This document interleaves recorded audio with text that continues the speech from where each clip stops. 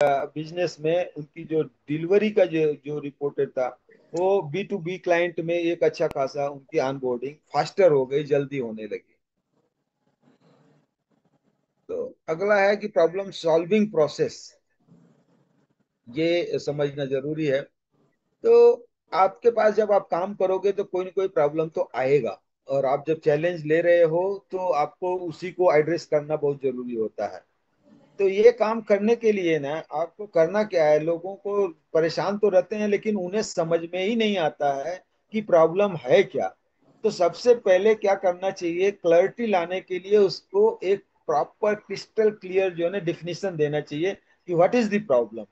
एक बार आपने प्रॉब्लम को प्रॉपरली डिफाइन कर दिया, तब अगला स्टेप आपके लिए बहुत आसान हो जाता है, क्योंकि जैसे डॉक्टर डायग्नोसिस कर देता है ना क्या है, कौन सी बीमारी है, तब उसे ट्रीटमेंट करने में दिक्कत नहीं होती है। तो सबसे इंपॉर्टेंट काम है आपको उसको डिफाइन करना, प्रॉब्लम है क्या एग्जैक्टली।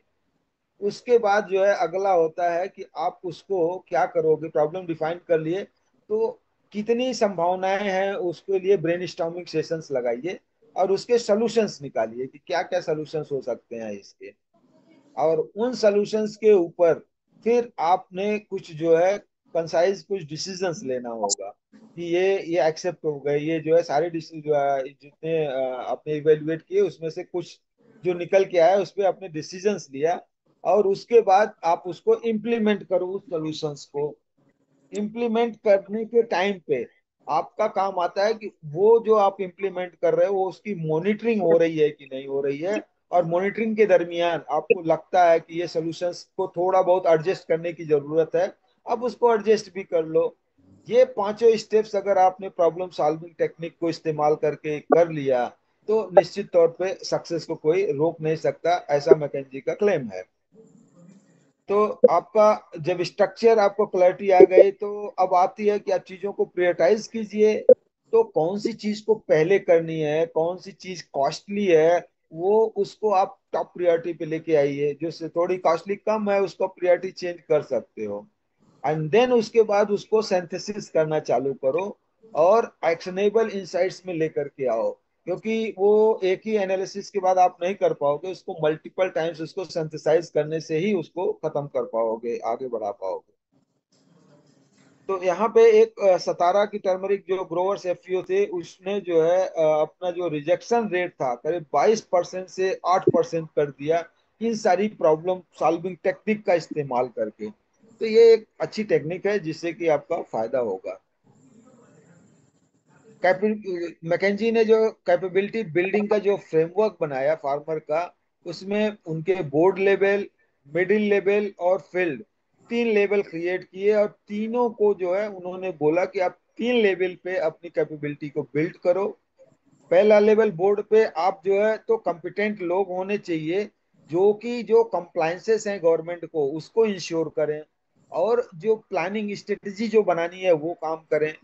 मिडिल लेवल पे जो काम करना था वो प्रोसेस को मैपिंग करें, और प्रोक्योरमेंट जो खरीदनी है उन चीजों के ऊपर उनका फोकस होना चाहिए।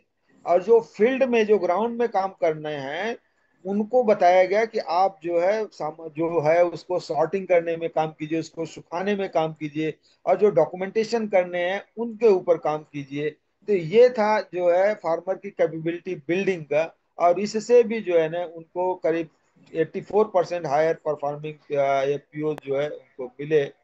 तो ये चीजें अब जो है केस स्टडी हैं। अब केस स्टडी एक नासिक का है, सहाद्री का। हम डिटेल में अब नहीं जाएंगे केस स्टडी में। आपको दूसरा केस स्टडी था हमारा उजावर का, सांस्थायिक प्रोड्यूसर कंपनी तमिलनाडु का था, उनके फाइनेंशियल आउटकम की बात थी, हमने स्टडी किया था। एंड टीवी स्लो कर। बात करेंगे हम की फाइनल टेक अवे की। तो फाइनल टेक अवे आपका यही होना चाहिए, स्ट्रेटेजिक ग्रोथ जो है कैसे होगा कि एफपीओ को जो है ना आपको पहले तो प्रोफेशनलाइज करना पड़ेगा उसको, और उसको स्केल अप बिजनेस सिखाना पड़ेगा कि कैसे जो है आगे हो सकता है। दूसरा बिल्ड जो है उसके अंदर जो टेक्निक थी, हमने जो पहले आपको बताया 7 इयर्स टेक्निक, और जो है यमी ऐसी जो सेगमेंटेशन की क्लैरिटी थी वो उस उनको करना ही पड़ेगा। और टीम की कैपेबिलिटी जो है करना बनाना पड़ेगा आपको, जैसा कि हमने 3 लेयर का बताया उस तरह से आपको टीम बिल्डिंग करना पड़ेगा, जिससे कि आपको उसका डायरेक्ट फायदा मिल सके। और आपको हमेशा काम जो करना है वो वैल्यू डिलीवरी के ऊपर करना है, क्योंकि छोटी छोटी चीजों पे आप नहीं कर पाओगे जब तक आप वैल्यू डिलीवरी नहीं करोगे। तो वो सारे हर्जेंस के टेक्निक्स को यूज करके और वैल्यू क्रिएशन फ्रेमवर्क्स को यूज करके आपको करना पड़ेगा। ओवर 400 से ज्यादा एफपीओ हैं जो एसएफएसी के द्वारा सपोर्टेड हैं। और जो है उसमें एटलीस्ट वन स्ट्रेटेजिक फ्रेमवर्क उसमें लगा करके आप जो है वेस्टेज को कम कर सकते हो और प्रॉफिट को बढ़ा सकते हो, बेहतरीन प्लानिंग कर सकते हो। तो थैंक यू वेरी मच, आप लोगों ने सुना। अब मैं